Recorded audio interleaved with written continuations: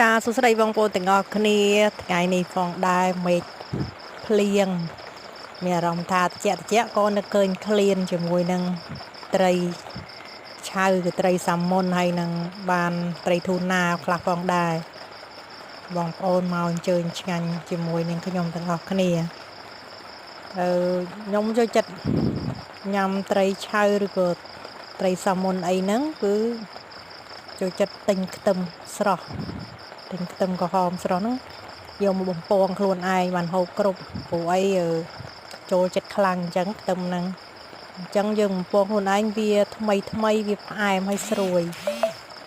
បងប្អូនទាំងអស់គ្នាចូលចិត្តដូចខ្ញុំអត់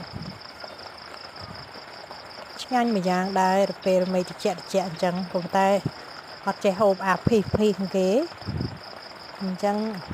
ហូបបានតែធម្មតាទេបងប្អូន